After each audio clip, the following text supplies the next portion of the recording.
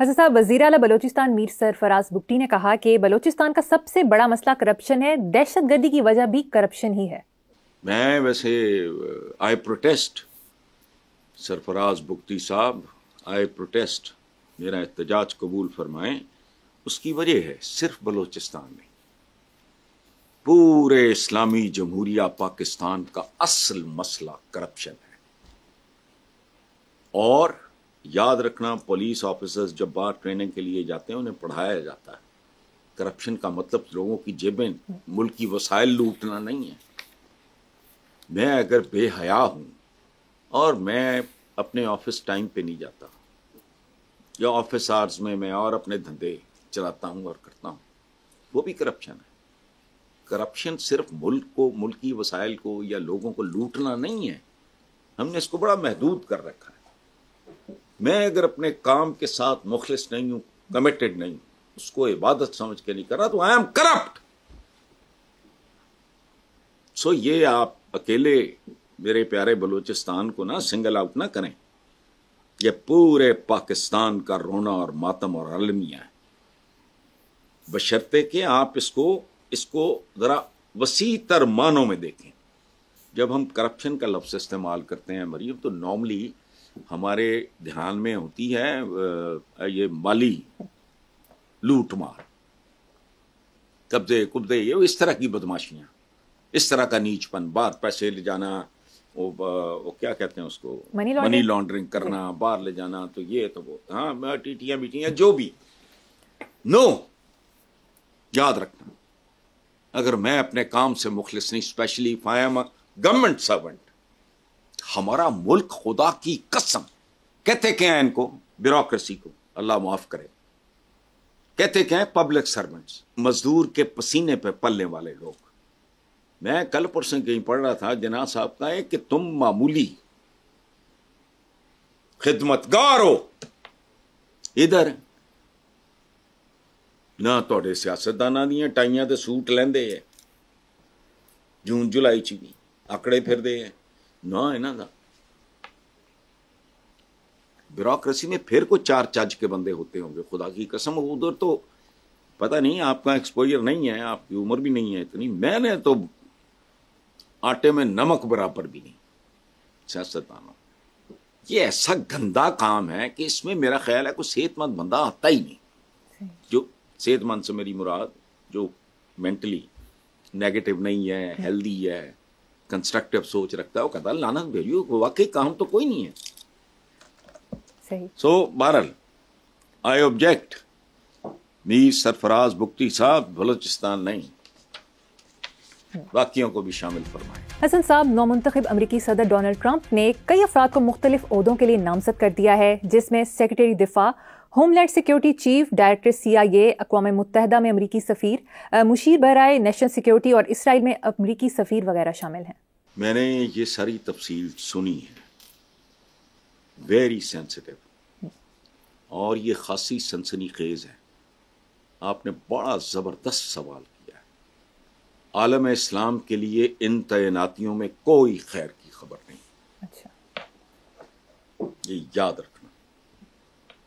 और जिन लोगों के आपने जिक्र किए हैं, चंद नाम आप छोड़ गए हो, उनकी मखसूस किस्म की लॉबीज के साथ या लोगों के साथ उनकी वफादारियां, हमदर्दियां बिल्कुल गैर मशरूत हैं।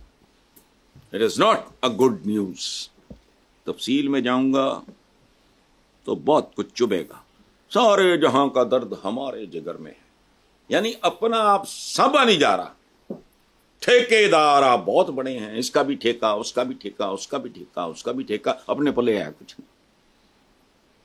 हम आई डोंट नो किस तरह के लोग हैं, अल्लाह बेहतर जाने, या मेरे स्क्रू ढीले होंगे, मुझे नहीं पता, लेकिन याद रखना, it is not a good news at all पूरे आलम इस्लाम के लिए। और जाहिर है पाकिस्तान अपनी आबादी की वजह से, ये वो अपनी जो स्ट्रेटेजिक जो इनकी लोकेशन है पाकिस्तान की, उसकी वजह से इट इज़ इम्पॉर्टेंट। सो जो जितना डिज़र्व करेगा उसके साथ उसी तरह का, लेकिन ये सारी तैनाती, थोड़ी सी अकल भी जिसको होगी تفصیل میں ہمارے پاس وقت نہیں ہوتا، ورنہ میں اس کی تفصیلات 3-4 مثالیں دے کے آپ کے سامنے رکھتا، اور اس کی ضرورت نہیں ہے، اتنا میسج کافی ہے، جن کو سمجھ آ گیا اب ٹھیک ہے جی۔ آگے چلتے ہیں صاحب، اخباری خبر کے مطابق امیروں کے گھروں میں چوریاں کر کے ارب پتی بننے والے چور نے چوری کے پیسے سے 3 حج اور 6 عمرے کیے، اس کے علاوہ وہ دبئی میں عیاشیاں کرتا رہا۔ اندازہ لگاؤ، یہ غیر فطری معاشرہ ہے جہاں دین کے فہم کا کوئی تصور نہیں، مجھے نہیں سمجھ آتی۔ اتنے لوگ کتنے سالوں سے تبلیغیں کر رہے ہیں، نتیجہ صفر۔ اچھا، میں نے آج پڑھا ہے، آج کے اخباروں میں ایک عورت نے پڑوسیوں کے گھر چوری کی، 10 تولے سونا کسی اخبار میں سونے کا ذکر ہے، لیکن کتنے تولے وہ نہیں۔ وہ عورت عمرہ کر کے آئی، اوہ خدایا۔ اچھا، یہ پتہ نہیں یہ جو عیاشی کر کے آیا ہے بذات گھروں میں چوریاں کر کے، حج 3 اور عمرے اور پھر عیاشی، بات دیکھو تو صحیح، خدا کی قسم واٹ اے کمبینیشن۔ کیا آپ عمرہ بھی کریں، فلاں بھی کریں، اور پھر دبئی جا کے عیاشی بھی کریں، اور چور بھی ہوں آپ، سارے کا سارا یہی مائنڈ سیٹ ہے، ہر ایک کو پتا ہوتا ہے۔ یہ پٹواری 3 گھر نہیں بنا سکتا، 3 بیگمات نہیں افورڈ کر سکتا، وہ تو ایک نہیں افورڈ کر سکتا، لیکن 3 گھر ساتھ مجھے پتہ نہیں، مجھے تو یاد نہیں کہاں تھے، 3 بیگمات رکھی ہوئی ہیں، ان کی ایک جیسی گاڑیاں ہیں، اور اوپر ہادہ من فضل ربی بھی لکھا ہوا ہے۔ میں تو ایک سادہ سوال پوچھتا ہوں مریم، خدا کی قسم سوچتا ہوں، اپسیٹ ہوتا ہوں میں، چونکہ ویلا بہت ہوں تو سوچتا ہوں، تو مجھے عجیب لگتا ہے کہ ہم کہیں السلام علیکم سارا دن السلام علیکم۔ دنیا کی کوئی قوم اتنا السلام علیکم عربز نہیں کرتے، میں بہت جانتا ہوں، وہ اور طریقے سے گریٹ کرتے ہیں نارملی۔ دین کا فہم ہے ہی نہیں۔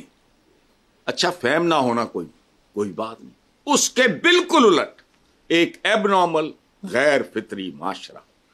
میں نے کہا نہیں تھا، خمر کرتے پھرتے ہیں۔ خمر کا مطلب پڑھو جا کے، خمر کا مطلب ہے اوڑھنی، چادر، دوپٹہ، یعنی ہر وہ چیز خمر ہے جو تمہاری عقل کو ڈھانپ لے۔ خمر کا مطلب یہاں کچھ اور لیتے ہیں، عقل کو ڈھانپ دے۔ وہ اقتدار ہو سکتا ہے، طاقت ہو سکتی ہے، دولت ہو سکتی ہے، لیکن نہیں۔ پوچھو کسی سے، ابھی پچھلے دنوں میں صبر کر رہا ہوں، نواز شریف سے، اس کو پوچھو صبر کا مطلب بتاؤ، اس لفظ کا اوریجن کیا ہے، اس لفظ کی تاریخ کیا ہے، اس کا مطلب نہیں، بولتے جائیں گے۔ جو ہم ہر روز لفظ استعمال کرتے ہیں مریم، ان کا بھی مطلب نہیں پتا ہوتا، چونکہ جو ہمیں بتاتے ہیں نا ان کو خود نہیں پتا ہوتا۔ جیسے دکاندار کو کیا پتا کہ وہ کس کوالٹی کی چیز بیچ رہا ہے، پرچون فروش، چھوٹے کی بات کرتا ہوں، جو بڑے وارداتی ہیں ان کو سب پتا ہوتا ہے، بلکہ تیار خود کراتے ہیں۔